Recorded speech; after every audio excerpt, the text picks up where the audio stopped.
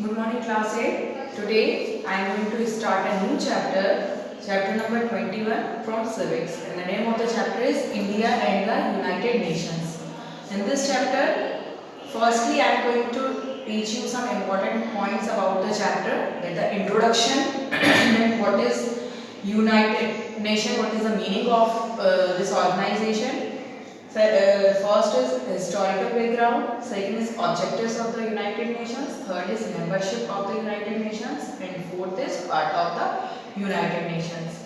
So, as the name indicates that India and the United Nations means India और United Nations और UN किस तरह से आपस में जो है वो उनकी रिलेशंस हैं, किस तरह से एक दूसरे पर बेस्ड हैं, और यूनाइटेड नेशंस या यूएन जो है ऑर्गेनाइजेशन वो एक्चुअली होता क्या है. So I am going to read paragraph first. The Second World War was fought from 1939 to 1945. It was an expensive war, even fought in terms of human lives and property. This war left a disastrous effect on the economy, property, and mankind. The war was fought in air, on air, water, and land. अब जो second world war था वो कब fought करा गया था, कब happen हुआ था वो 1939 to 1945. This Second World War. Okay, Second World War was fought between 1939 to 1945, and this was one of the most disastrous war because it left a disastrous effect on the economy, property, and mankind. लोगों की जो economy है उस पर भी उसका effect हुआ, life है उन पे भी इफेक्ट हुआ, और प्रॉपर्टी है वो भी डिस्ट्रॉय हुई. जो वॉर था वो फॉट करा गया वाटर के थ्रू भी, एयर के थ्रू भी, और लैंड के थ्रू भी. Tanks, submarines, ships, and aircraft were used in this war. A large number of modern ammunition and atom bombs too were used for war. For the first time, America threw atom bombs on Hiroshima and Nagasaki of Japan. The destruction was vast and widespread. अब बहुत ज़्यादा जो था इसमें modern अम्यूनेशंस और equipments जो थे या टूल्स या जो भी मेथड्स थी वो यूज़ करी गई थी in the second world war which was fought between 1939 to 1945. और फर्स्ट टाइम ही था ये इंसिडेंट जो अमेरिका की तरफ से बॉम्ब जो था वो ड्रू करा गया था हिरोशिमा एंड नागासाकी पर जो जापान है. The destruction was vast and wide spread. अब जब एक बॉम्ब किसी नेशन पर, किसी कंट्री पर थ्रू करा जा रहा है जहाँ पे इतना ज़्यादा डिस्ट्रक्शन हुआ है तो वो बहुत ही ज़्यादा वाइड स्प्रेड और वास्ट था. The world leaders reached to a common conclusion that the chance occurrence of another such war was to be nullified because it would destroy world completely. With this aim in view, the United Nations was founded on October 1945. इस incident के बाद world leaders जो थे वो एक ही platform पर आए, एक ही थिंकिंग के साथ एक साथ आगे आए, सामने आए कि दोबारा से जो है फ्यूचर में हमें कोई इस तरह का डिस्ट्रक्शन, इस तरह की कोई डिफिकल्ट पीरियड फेस नहीं करना पड़े, इस तरह से लोगों की लाइफ, प्रॉपर्टी और इकोनॉमी जो है वो स्पॉइल ना हो पाए. तो हमें इस तरह से कुछ करना पड़ेगा, इस तरह से स्टेप्स लेना पड़ेंगे कि हम इस तरह के इंसिडेंट्स को फ्यूचर में हैपन होने से रोक पाएँ. So for this point of view United Nations were organized. इस तरह से जो है वो एक ऑर्गेनाइजेशन बनाया गया जिसे नेम दिया गया यूनाइटेड नेशंस. और कब बना वो फिर finally October 1945. This was the date. Now next is historical background. कि बैकग्राउंड जो था या हिस्ट्री जो थी behind the idea of making that organization वो क्या था.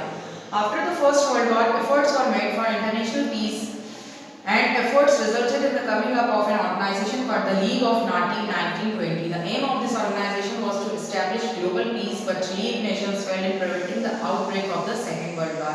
अब जब first world war already create हो गया था उसके बाद भी नेशनल लीडर्स ने क्या सोचा, किस पॉइंट ऑफ व्यू से सामने आए, एक साथ उन्होंने अपनी बात रखी कि इस तरह से जो है फ्यूचर में हमें इंसिडेंट्स नहीं चाहेंगे।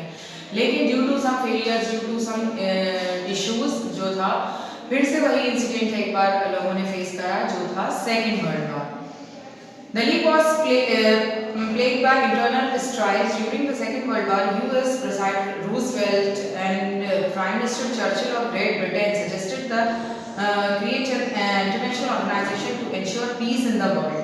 फिर सेकेंड वर्ल्ड वॉर के बाद फाइनली ये बात डिसाइड कर ली गई थी। प्रेसिडेंट थे रूजवेल्ट और प्राइम मिनिस्टर जो थे चर्चिल ग्रेट ब्रिटेन के, उन्होंने सजेस्ट करा कि हमें एक इंटरनेशनल लेवल पर एक ऑर्गेनाइजेशन क्रिएट करना है, इसे एस्टैब्लिश करना है, जहाँ पे जो मेन टारगेट या फोकस रहे उस ऑर्गेनाइजेशन को बनाने का, वो सिर्फ इतना रहे that we want international peace and justice in the world. In 1943, the delegates of the USA, the USSR, presenting Russia and present, Britain and China met in Moscow and emphasizes the need for organization to maintain peace and security in the world. फिर 1943 में जो था कुछ delegates मिले, USSR जो presently Russia है, USA, Britain and China. अब इन सारे डेलीगेट्स ने मिलकर सिर्फ एक ही चीज़ पे फोकस करा, एक ही पॉइंट ऑफ व्यू पर बात करी कि हमें एक ऐसा ऑर्गेनाइजेशन चाहिए जो हमारा इंटरनेशनल पीस जो है वो हमें एक उसकी assurity they. Letter in October 1945 Dumbarton Oaks near Washington, these four drew up a draft proposal to form such an organization. But finally एक ड्राफ्ट जो था, एक रिक्वेस्ट जो थी वो बनाई गई, एक रखी गई सामने कि हमें जो है फाइनली एक ऐसा ऑर्गेनाइजेशन, एक ऐसा सेटअप चाहिए जो हमारा इंटरनेशनल पीस जो है या वर्ल्ड पीस जो है वो मेंटेन करके रख सके।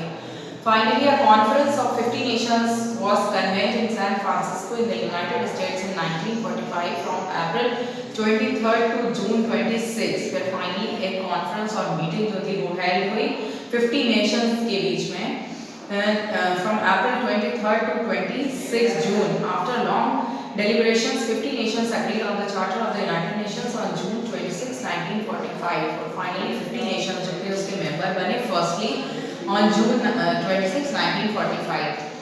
Soviet Union signed on behalf of Poland. India was also among the nations to sign the charter. अब इंडिया जो था, जिसके आपके चैप्टर है यूनाइटेड नेशंस, तो 50 नेशंस में आपका इंडिया भी था जिसने एक चार्टर या एक एग्रीमेंट साइन करा कि हम जो है मेंबर बनेंगे यूएन और यूनाइटेड नेशंस ऑर्गेनाइजेशन के। The charter came into effect on October 24, 1945 and thus United Nations came into existence. और finally जो existence में आया United Nations और UN कब आया? On October 24, 1945. Since then this day is observed every year as the United Nations Day और इसी day को जो है हम October 24 इसे हम जो है यूनाइटेड नेशंस डे के नाम से जो है वो जानते हैं। The United Nations headquarters are located in New York. The membership of the United Nations has reached 193. Today, practically all the independent countries are members of the United Nations. अब जो हेडक्वार्टर है यूनाइटेड नेशंस का, जहाँ से सारी जो process है और प्रोसीजर है वो कैरी आउट करे जाते हैं, वो है न्यूयॉर्क में। Finally today at present time 193 independent countries जो है वो यूनाइटेड नेशंस के मेंबर्स बन गए हैं। Now next is objectives of the United Nations. क्या objectives थे, क्या आइडिया था या क्या इंटेंशंस और गोल्स या एम्स थे कि हमें यूनाइटेड नेशंस बनाना है, किस तरह से, किस लिए वो बना गया था। The Charter of the United Nations mentions the following objectives: to maintain international peace and security, make joint effort to clear the hurdles in the path of peace, to develop friendly relations based on respect for the equal rights and self-determination among nations. First इसका main objective जो था, objective of the United Nations, first is to keep harmonious relations between the nations और to maintain the peace and security in international peace and to joint effort to make clear hurdles in the path of peace. जो भी difficulties या issues जो हैं, अगर हमारे piece को, peaceful environment को खराब कर रहे हैं तो इन्हें रूट से पूरी तरह से इरेडिकेट करना और रिमूव करना। Second objective is to maintain different relations based on respect for the equal rights. हर एक नेशन के बीच में, हर एक इंसान के बीच में, दो कंट्रीज के लोगों के बीच में और सारे वर्ल्ड में जो है आपस में एक सेल्फ रिस्पेक्ट की जो फीलिंग है वो बनी रहे।